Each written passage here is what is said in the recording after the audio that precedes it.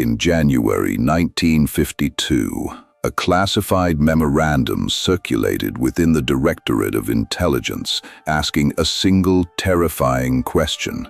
Can an individual be made to commit an extreme violence against their fundamental nature and have absolutely no memory of having done it? The answer was yes, and the blueprint they used to achieve it is currently sitting in the declassified archives, hiding a methodology of psychological erasure that goes far beyond simple espionage. If you can delete the memory of an assassination from the mind of the assassin, what else can you erase? What happens when the architecture of a human mind is disassembled like a machine, the parts wiped clean and reassembled to serve a completely unidentifiable master? And more importantly, how do you know your own cognitive architecture has not already been tampered with? To understand the mechanics of weaponized amnesia, you must look at the ashes of Project Bluebird, which quietly mutated into the far more sinister Project Artichoke. The intelligence community had grown bored with merely extracting information from enemy assets. Interrogation was a primitive science. They did not just want to pull secrets out of a brain, they wanted to create a void. The ultimate goal of Artichoke was the engineering of the perfect courier, a human vessel who could be loaded with highly classified data or a lethal directive, carry it across enemy lines in their subconscious, deliver it upon hearing a specific auditory trigger, and instantly forget the entire exchange. They needed puppets who did not know they had strings. The director of this terrifying initiative was a man named Morse Allen. Allen was not a mad scientist operating in a dungeon. He was a pragmatist. He looked at the human mind as a poorly secured filing cabinet. To prove his theory of engineered amnesia, he did not start with hardened military targets.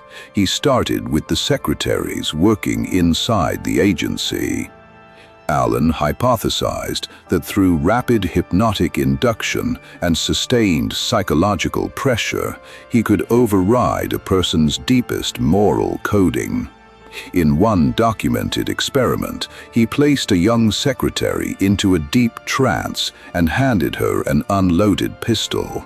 He then instructed her to walk into an adjacent room, point the weapon at another female colleague, and pull the trigger. She did. When she woke up, she remembered nothing. She smiled, returned to her desk, and resumed typing, entirely unaware that her mind had just been successfully hijacked, deployed, and wiped clean. Now, pay very close attention. The human brain does not easily tolerate a vacuum. When you forcefully erase a block of time, the mind panics. It attempts to build a bridge over the missing hours to maintain a cohesive sense of identity. The Artichoke operatives understood this biological flaw. They realized they did not just have to induce amnesia, they had to manufacture a false continuity. If a subject woke up with a missing day, they would ask questions, they would investigate. So the handlers began weaponizing the insertion of synthetic memories. They would take foreign operatives, isolate them in black site safehouses across Europe, and subject them to an aggressive cocktail of sodium pentothal and forced sleep deprivation. This shattered the subject's temporal awareness. The timeline of their life fractured into isolated floating moments. But what happened next made them rewrite everything they knew about human dominion. The operatives discovered that while the subject's neuroplasticity was chemically compromised, they could simply tell the subject what had happened during the erased hours, and the subject's brain would instantly adopt the lie as absolute truth. A human being can be convinced they committed a violent crime they never witnessed simply by altering the cadence and rhythm of the interrogator's voice during a state of chemically induced exhaustion. The handlers became architects of reality. They built entire false days, false conversations, and false loyalties inside the minds of these assets. The subject would be released back into the world, fiercely loyal to a handler they did not consciously remember meeting, acting on protocols they did not know they possessed. You might believe this is an artifact of the Cold War, a dark chapter of history confined to the 20th century. You believe that because there are no needles, no dark rooms, and no men in suits interrogating you, your mind remains sovereign. You are incorrect. The methodology of Artichoke did not disappear, it evolved. The intelligence community mapped the exact coordinates of human memory fracture, and those coordinates eventually bled into the corporate and digital structures that currently dictate your reality. The brutal chemicals and sensory deprivation tanks were only necessary because the handlers were in a rush. They needed to shatter the mind in 48 hours. But if you have years to condition a population, you do not need sodium pentothal.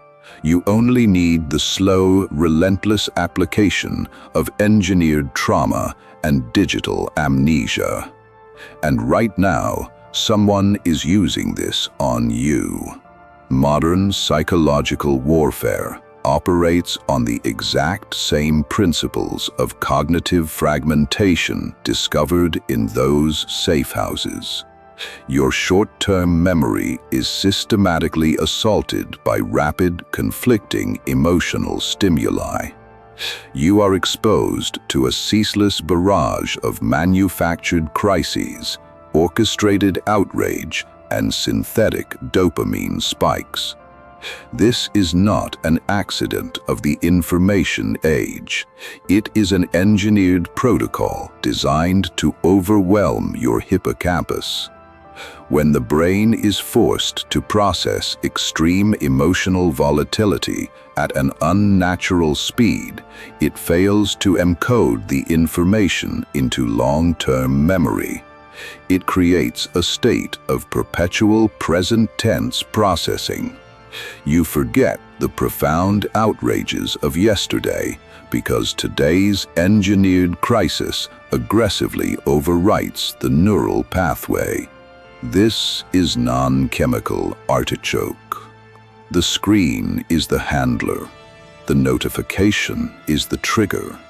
The amnesia is your absolute inability to focus on a single vital truth for more than 48 hours before a new narrative is violently injected into your consciousness. They have turned the entire environment into a mechanism of memory suppression. You are isolated in a digital safe house, subjected to a reality that changes its rules daily, forcing you to constantly abandon your previous understanding of the world. By keeping you in a state of continuous memory fracture, you lose the ability to spot patterns. You lose the ability to identify who is actually writing the script of your life. You become the perfect courier. You carry ideological payloads you did not explicitly consent to. You deliver these payloads to your peers, your family, your colleagues, acting as an operative for power structures you do not even understand. And the most horrifying truth of all is that you will vehemently defend these implanted ideas as if you generated them yourself. You will fight to the death to protect a narrative that was seamlessly inserted into your mind during a moment of cognitive exhaustion. Just like the secretary who returned to her typewriter, you believe you are awake. You believe your actions are your own. You believe your memories belong to you. They do not. Your continuity has been hijacked.